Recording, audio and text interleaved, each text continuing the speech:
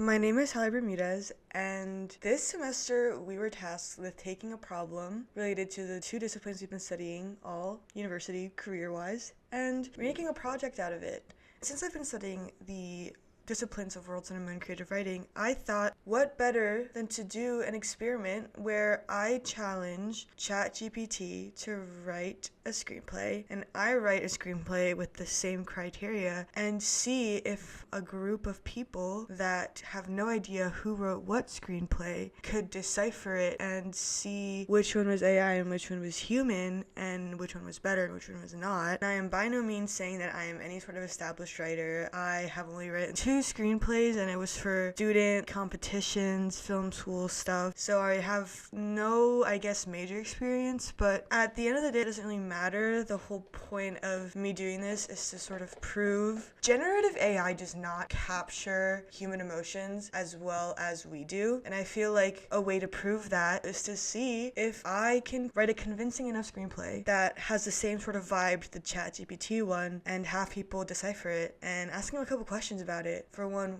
why did you think this? Which one was better? Stuff like that. I mean, it is a real problem. George R.R. Martin recently sued OpenAI because they started using his Game of Thrones work to do their own, and I just thought that was crazy. This guy's one of the biggest authors in the world, and people are just using his stuff to write prequels for his own work without permission. No wonder he's suing, and honestly, I would too. Diminishing my life's work like that, it's crazy. But yeah, this experiment is going to be a lot of fun.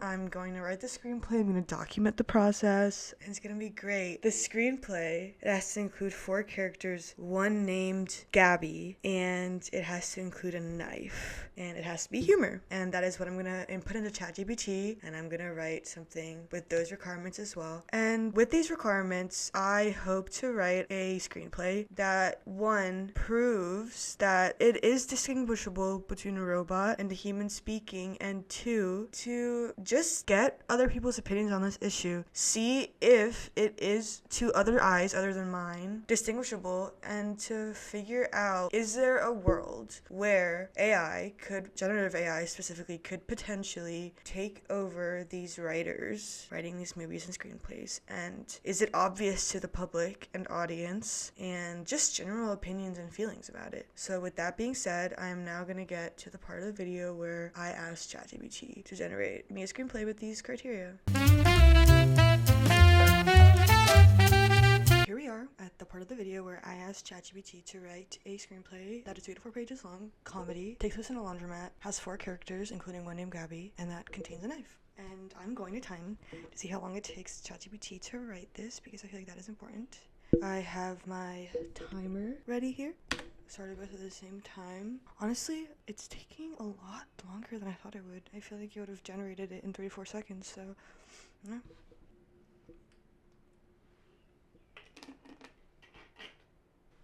I did not want to swallow into the microphone. That would have been weird, I think. It's been 32 seconds and it's still typing. Dude, 50 seconds. Okay. 59 seconds, so almost a minute to write. Alright, let's see what we got. Bin cycle shenanigans. Location suds and dubs laundromat. Characters: Gabby, there she is. Snarky, opinionated, always has a story. Ralph, Linda, and Trey. Oh my god, it's an influencer. You scared the life out of my iPad. It won't pause. This dialogue is fantastic. This is exactly what the deep state wants. You tell them, Ralph. It's not clear if the knife is Gabby's or the knife was in the machine while it was being washed. I'm missing some context. Was Linda already doing laundry and she used the same machine that Gabby just started using? Or wait, I'm so confused. Did Linda and Gabby know each other? Are these all friends? Keep it in the bag for cheese. But sometimes I get packaged. I don't trust the Dallas Hustlers. Ha ha ha ha. Okay, Linda. So I'm assuming all these people know each other? Oh, I didn't even know they did this. Formatted into industry standards. I don't want a longer version. I think I've read enough actually, but thank you. I'm curious because that's what I'm gonna use. I should have timed this, but whatever. I am going to take this and paste it into Final Draft. Now that I have got copied and pasted ChatGPT's screenplay. I am now going to start my own. I'm not going to sit here and make you watch me write this whole screenplay, but I will probably just check in every once in a while, like while I'm writing it. I forgot to show the first time when I started writing, but it has been about 30 minutes. I'm an hour in. As you can see, I have a little bit more done. I have gotten a bit distracted on my phone, but I did just introduce 2 more characters, making the characters 4 in total. I'm going to keep writing, and I will be back after my class. Alright, I finished 2 hours and 4 minutes. I finished my 4 pages of my screenplay with the exact criteria that I gave ChatGPT. Comedy, 3 to 4 pages, a main character named Gabby. It takes place in a laundromat. We have 1 character, 2 characters, 3 characters, a knife that gets pulled out. Now all that's left is to print both of these and get ready for the actual part of the experiment where people read both of these scripts, try to find out which one is ChatGPT and which one I wrote. And we will see how that goes when we get there. We are now at the part of the video where we are going to be doing a table read of the scripts. These are the people that are going to try to find out which script was written by me and which script was written by ChatGPT. This is Brock. You will be playing Ralph in Suds and Duds Laundromat. This is Grace. She will be playing Gabby. And this is Lexie. She will be playing Linda. And I will be reading as Trey.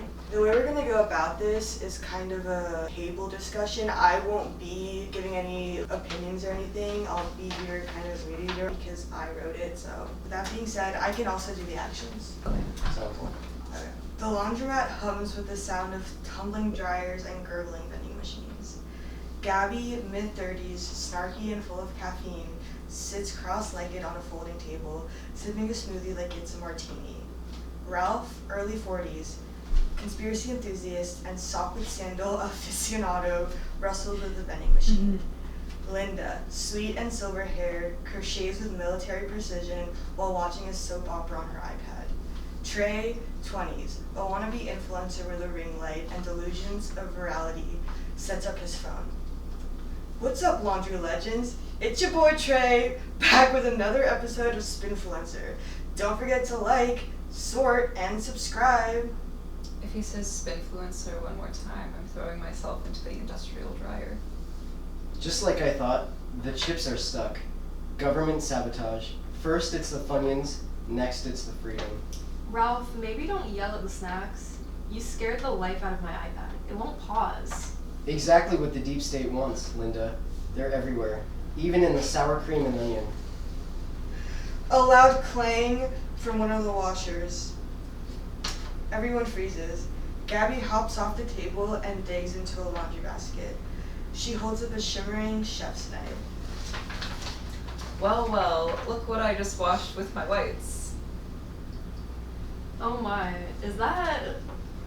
Oh, this is content gold. Stabby Suds. My true crime laundry experience. That's no ordinary knife. That's a titanium chef's blade. Military grade. Lizard people chefs use those. Say lizard people again, and I swear I'm putting you in the lost sock bin. That might be my knife, actually. I keep it in my knitting bag, for cheese. You keep a chef's knife with your yarn for cheese? What? Sometimes I get peckish. And I don't trust those little deli slicers. Weak wrists. You are the most terrifying person here, and Ralph thinks the microwave is spying on him. It is. You wash your whites. They track your starch preferences. Yo guys, smash that follow. I'm about to get stabbed over mozzarella. Gabby hands the knife to Linda, who casually tucks it into her bag next to a ball of lavender yarn. She continues knitting like this is just another Tuesday. Alright, my laundry's done. I'm leaving before someone pulls out a blender. That's aisle 6. They've been hiding appliances in the dryer lid. Ralph, therapy. So, initial thoughts and reactions, guys? I mean, it's interesting. I think that going character by character in different paragraphs in the first scene describing them is an interesting choice. That's not really how I'm used to personally reading a script like that. Would you prefer single introductions over just putting all of them in the front like that? Yeah, I mean, usually from my experience, Trey has the first line, so the script usually would introduce Trey first, maybe have him do his dialogue, and then Ralph doesn't come in until a couple lines. Linda doesn't come in until 4 lines later, so maybe, Introduce them as they come up. Yeah, in the actions, you maybe introduce them as they come up, seeing as they don't interact with each other, so it's very interesting. What did you think about the form? I'm not used to reading scripts. So that's like even better. Yeah. A fresh set of eyes. This seems normal to me. And It that feels standard. yeah. So I guess in that sense, when it comes to like the content, was there anything that was like cliche or was it a little? The what characters did you feel about felt like very charactery and not like Yes. I don't know, they definitely felt like characters. They kind of felt more like archetypes than Archetypes. actual characters, like That's what I was oh, Trey is the influencer guy and he's gonna be kind of an annoying influencer, and Ralph is like the conspiracy theorist and Which you can do archetypes and Right. do it well. but like they only stay within the limits of their archetypes, which is, it's not a bad choice, but it's a choice. I also want to say the first line, laundry legends. It's pretty cool. What's up, laundry legend? Influencer. I don't know who would have, Spinfluencer is crazy. yes, I influencer. It's very cool. I would think that would be like a spinning on a bike. Very Oh, interesting. yeah, like Soul Cycle. Yeah, Soul Cycle. So when it comes to the humor aspect of it, which was one of the requirements for the ChatGPT prompt, I did hear a couple laughs. So That would was you like good. to tell me as to what was funny, or was it more of like, wow, this is hilarious, or like this is kind of, there's different meanings to a laugh sometimes. Yeah. Yeah. Hi. Sometimes it was like a certain word or just like some parts felt disjointed. When I read, that might be my knife actually. And keep it in magnetic knife. For cheese. Like, Yeah. okay. What Like, are those I'm little sorry, dilly but what slicers? the hell Where did that does come that from? mean? Also, another thing I'd like to point out, there's an entire page of dialogue with 4 different characters and no actions in between all of this dialogue. It's extremely interesting because you'd think between all 4 of the characters that someone would do something between all of this. Very dialogue heavy. Yeah. Yes, Very dialogue nice. heavy. Yes. Was there anything else that you think could have been expanded upon, or like were there any abstractions left unanswered, or just like maybe something that wasn't as detailed that could have been a little more detailed? Yeah, I I didn't guess- get the point. You didn't get the point? Yeah, I Okay, so didn't- it's at a laundromat. Yes. But then It there was one are of the requirements aisles. for the script to be at the laundromat. There are aisles at the laundromat. Sometimes they have aisles. So Aisle they do, 6, yeah, so yeah. there's blenders at the laundromat. I think that's just Ralph being crazy. Because he's the, as the script said. As the script said. Oh, okay. I see. Yeah. He's a little bit wacky. Ralph, early 40s, conspiracy enthusiast, and stock like Sandal, aficionado. The I group see, of characters okay. also doesn't really make sense. Like, How do they know each Trey other? in the I don't think they Like, do. Yeah, is it that they don't know each other? Because that's Like- not established. They're like Yeah, doing yeah. laundry If they and they know happen each other. to like, are they friends? Are they not friends? They're interacting like they're like Like they're really friends. good buddies. Yeah. Yeah. But Ralph is in his 40s and Trey's in his 20s. Linda doesn't have an age. Linda's old. Linda Linda's doesn't have an Sweet age. and silver haired, sorry. Silver haired, yeah. But everyone else has an age Yeah. specification. Linda could be young with silver hair, but I'm gonna guess old. Yeah. I would like some final thoughts, comments from everyone, actually. Final thoughts, I personally don't find, well, I was gonna say I don't find the concept very interesting, but I don't know that there is a concept here. This is kind of just stuff and archetypes thrown together. There's not really a story at all, which is interesting. Yeah, I guess there really is not a plot. It's just some people talking and having a little exchange. Slice of life. That's slice of Yeah, life. Slice of life, yeah. Vibe. Yeah, it's a short scene. Yeah. I'm interested to see like how it compares to the other one. I feel like then I'll be able to really compare the To two. have like an answer. Say Yes. more about it. Yeah, See yeah. a comparison. I would agree. It felt very archetypal and standardized, if you know what I mean. Well, now it is time for the other script. There are also 4 characters in this one. It is Sunday at Seth's, written by who knows. That's the point. We'll find out. You can be Ethan. You can be Seth. You can be Gabby. Another Gabby. Yeah, because Gabby was a requirement for the criteria. Yeah. Okay, I'm set. And I can be Bambi. All right. And I will also read the Yeah. actions as well.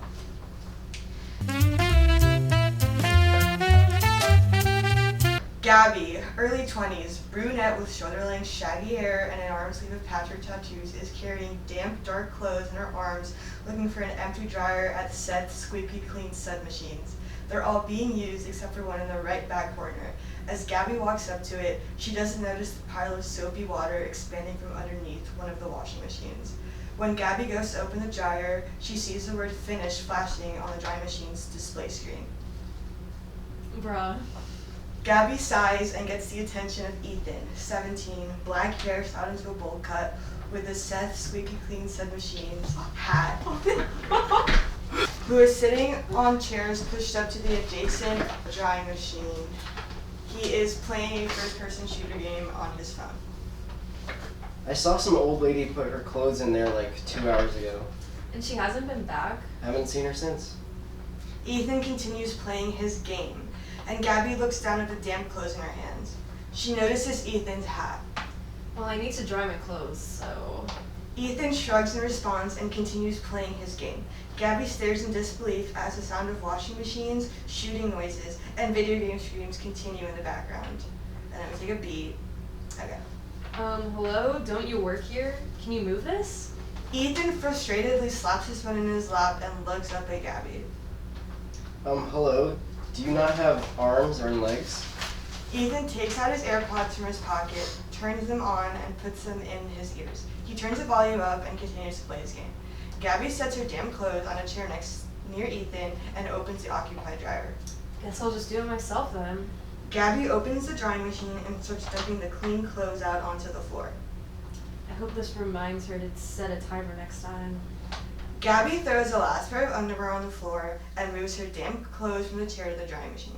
She starts the dryer, sets a timer on her phone, and then walks towards the exit of the building. The door to the laundromat swings open. Seth, late 60s, short, bulky build, long hair that's balding on top, wearing a tattered basketball jersey and jean shorts, walks in with his wife Bambi, mid-50s, hair tied back in a bun, glasses, and a red shirt that says never trust a skinny cook. They both have a country accent. Gabby walks past Seth and Bambi. Bambi walks up to the drying machine that Gabby put her clothes in and sees that it's been restarted. Confused, she looks down at the pile of clothes on the floor. What in the hell is going on here? Who put my clean clothes on the floor over here? Gabby jumped from the yelling and turned to face Bambi. Ethan gets startled and puts his phone down. He turns to see Seth sitting next to Bambi, widens his eyes, and stands up abruptly. Sir, I didn't see you come in. Just like I bet you didn't see the fucker who put my wife's goddamn clothes on the floor because of that damn phone. Ethan looks at the laundromat until he finds Gabby near the exit. They make eye contact. Oh shit. Ethan points at Gabby. Bambi and Seth look towards her. It was her. It was that lesbian red over there. I told her not to, sir. You let that lesbian floozy get into my husband's machine here and put all my clothes down here on this pallet right here? Why is he still employed here, Seth? Now why the hell are you letting lesbian floozies into my laundromat, son? Floozy? Also, you didn't tell me anything because you were too busy playing your little install games on your phone. Why didn't you just shut up and rewash my wife's clothes? And why don't you tell your big lazy wife to set a timer on her phone so she doesn't leave her clothes in a communal dryer all day? Lazy? Big? You just crossed Jesus' fine line. Bambi turns towards Gabby and pulls out a knife from a sheath hidden under her oversized shirt. It has a bedazzled pink hilt initials BMP etched on the blade. She starts sprinting towards Gabby. Bambi, no, not again. Seth starts running after his wife. Holy fuck. Ethan starts recording on his iPhone. Gabby starts running towards the door. You guys are insane. I'll show you insane, you bastard, but... Bambi slips on a pile of soapy water from underneath one of the washing machines. The knife gets thrown out of her hands and she falls backwards. The knife projectiles towards Seth. Bambi lands on her back and passes out. The knife stabs Seth through the side of the head. He falls on the floor. The door closes from Gabby's exit. Ethan continues to stand there with a shocked expression on his face. B. He presses the stop record button. He looks down at the pile of blood near his shoes and walks towards his former boss. He stands over Seth's dead body. Wow, that was crazy. Ethan looks down at Bambi incapacitated on the floor and sees the pile of water coming from the machine that Bambi slipped on. Shit, I'm pretty sure I was supposed to fix that yesterday. Oh yeah, bro. Yes. Okay, so now that that script has been read, I would like your initial thoughts. Let's start with initial thoughts. That one was a lot more detailed. A lot lot more detailed. There was actually a plot. More detailed. There was a lot more detail in the actions, so Yep. you can get a visual of what's actually happening. And it is dialogue heavy, but also we can see what's happening here. And everything kind of comes together and works with each other, as opposed to the other script where it's just like things that exist in the same space but they don't really have anything to do with each other. This is like the characters are actually interacting, they're actually taking actions and doing things. The dialogue is split up by action, so you can actually tell what the characters are doing. There's a lot more personality in the writing, such as like the capitalizations, the italizations. It's like the word choice. Yeah, the word choice. The word choice, there's a lot more unique words in here than you would find in the other scripts. Bruh. Bruh. The character dynamics actually make sense in this one. Yeah. It makes sense how these characters are relating to each other. They don't just feel like they're four characters that were put together, and they actually feel like they could be people. It also makes sense why the knife gets involved. I love Bambi. Yeah. I love her so much. Never trust a skinny cook is crazy. She's so cunt. The country accent. I love the accent. Like you were saying, Lexie, it just makes sense why every object in this script, like the soapy water or the knife, they work with each other instead of, again, just being things that exist within the environment and don't actually interact. And when it comes to the comedy aspect, as was the requirement, Yes. do you think it hit those marks? Yeah. Yes, because this one was actually funny in the writing. The other one made me laugh because of some odd like word choices and like, like sudden moments that just caught me off guard and made me laugh. This one made me laugh because it's actually funny and uses elements of comedy to like set up the situation. I agree. There's like a setups. good, there's a payoff. In Yeah, this yeah, one payoffs. That makes sense. It's Uh-huh. you set it up and then you get the payoff. Right, and like in the other one, oh, there's a knife. It's Ah. for For my my cheese. Then she just puts it back in her bag. Jeez. Yeah. Yeah. Well, now we will do a vote. Oh, I think it's pretty obvious. Raise your hand if you thought that Spin Cycle Shenanigans was written by me. Okay, raise your hand if you thought Assembly SS was written by me. Correct! Yay! Now, I guess with that being said, what made it distinguishable from one another? Spin cycle shenanigans makes no A sense. word like shenanigans. At all. Right, so word choice again. No, it's Yeah. really the I- word choice. Like, this Wannabe one was AI. influencer, sweet and silver haired, crochets Laundry with legends. military precision. I knew this one was AI. First off, the first actions. Like, nobody formats a script like this. Yeah. This is not real formatting. Also, what's up, laundry legends? Nobody says that. They don't talk like people It- talk. The dialogue is so bad, it had to have been written by AI. It feels like when you watch a movie and the acting is just bad and you know they're acting. That's what it felt like reading this one by AI.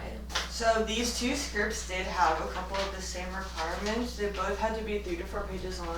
They both had to have a character named Gabby plus 3 other characters that were free for all. And it had to be a comedy script, and it also had to include a knife. Because these scripts had the same criteria, what Is it about human emotions, human creativity that really makes a difference when it comes to things like this? Like, how could you tell that what I wrote or what was my script was creative, and like how could you tell it was inauthentic? Just by like the feeling? The flow, maybe. It's the flow, and I would go back to the choice of unique words. The word choice and just the sentence structure. Like, there's more personal details that feel like it came from an actual person's life and experiences in the one that you wrote that just isn't in the AI one. Because like, they really do just feel like such flat characters without any super specific details that make them feel real. And it's also down to character decisions, because look at this, in the last page of the AI script, Gabby hands the knife to Linda, who casually tucks it into her bag next to a ball of lavender yarn. Why is she giving this knife to a random person? She said it's for her cheese. We don't see any cheese. Who uses a knife in your bag for cheese? No It one. doesn't make any fucking sense. Again, also just the character dynamics. We don't know anything about why they're all there. We don't know how they relate to each other because it's not established. Yeah. But in the one that you wrote, the characters are described in detail, and it's makes sense why each of them are there, and like the details help you see how they relate to people. Like a teenager, a 17-year-old boy, and like he works there, a girl in her early 20s. You can get a specific dynamic from that. And he has the boss, and the boss has a wife. And like that's how they connect to each other. And established roles. And it makes sense. And it's not like so random. Like an influencer. Yeah. Like Yeah. I feel like it paints more of a picture, like you can visualize. It has been known that production companies, like major ones, are using generative AI in their screenplays, and writers have had to go on strike, like the WGA strikes in 2023, to contest against the use of generative AI in their work. And what do you guys think of that? Since you could so obviously tell that that script was AI generated, why do you think that these production companies continue to start prioritizing this like evolution into like the technical world and the creative? Probably so they don't It's have to fast pay and people. cheap because they don't want to pay people, even though you can clearly tell that it's written worse by AI. It's not as good because they want fast production and cheap production, and they'll do that by any means. And also, why would you spend millions of dollars paying a writer when you can give yourself a pay raise? Go on vacation. Exactly.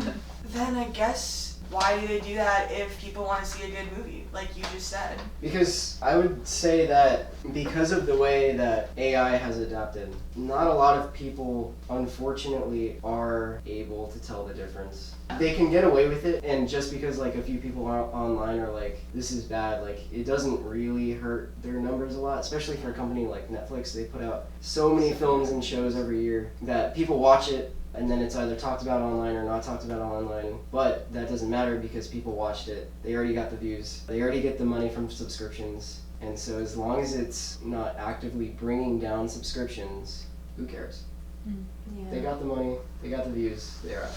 Yeah, I think AI So it's all about money. Yeah, basically. I think AI is also just good enough. Not that it's good, it's just good enough that people who don't read a lot, But it is or getting aren't smarter and writers. more. Yeah, Right, it's evolving. it's evolving. It's like getting to a level where people who maybe don't read a lot, maybe don't have a lot of media literacy, aren't gonna know. Do you think that there's a world years and years in the future where it's just there's no human creativity anymore? Everything is just No. written. No. I definitely agree with that. I think There's gonna no be, way. I think there's gonna be two different worlds. There's gonna be this artificial world, and then there's gonna be a very humanistic world. But the very humanistic world, it's not going to be as sought after. Well, the artificial world is going to be more popular, more what we already it's easy see and cheap online and fast and every day. convenient. I would say only by like big production companies, but like not actual like talented people, if that makes sense. Yeah. Right, yeah. Yeah. So maybe the production companies will like decline after a while because of it. Yeah. I mean, human creativity is gonna win, I You think. can't replace it. When it comes to a form of craft where the whole point of it is to like self-express your inner thoughts and ambitions to the world. Like, it is human. It's you know? human It's and it not. can never be And you can replaced. tell when it's not human. Exactly. So, yeah, experiment concluded. Humans are still better writers than AI. Yeah. True. And Yeah. we'll For always now. be. And will always Do be. not let this technology advance and evolve. Humans should evolve, not AI. That's all I'll say about that. Well, thank you. Now that we finished the experiment where I gave a group of people 2 scripts, one written by me and one written by ChatGPT, to see if it was obvious that one was written by AI and one was written by me, and if it was noticeable, and if they were able to correctly distinguish who wrote what script. And like I thought would happen, not only during this experiment did we see that it is very obvious that there are differences between a script that is written by a human being and a script that is written by generative AI, but we also learned that the way humans express language, and especially through writing, is so important to how they present, or I guess express themselves. And in the script, the words that I used in my screenplay versus the words that were used in the ChatGPT screenplay, from what I saw looking back on the video, was the most clear thing that made it distinguishable between written by human and written by AI. We did touch on if there's a world where human creativity kind of gets put second in place to this fake, unauthentic, money-wanting art, generative AI art. And while we did talk about how it could potentially have an impact on the industry money-wise, like these big production companies will continue to gain a profit, actual talented writers will also continue to grow and expand, and people who love to go to the movies and want to watch movies or even read a good book or enjoy any sort of art will be able to, because there will always be people who put creativity over generative AI being used for art. And with that being said, this concludes my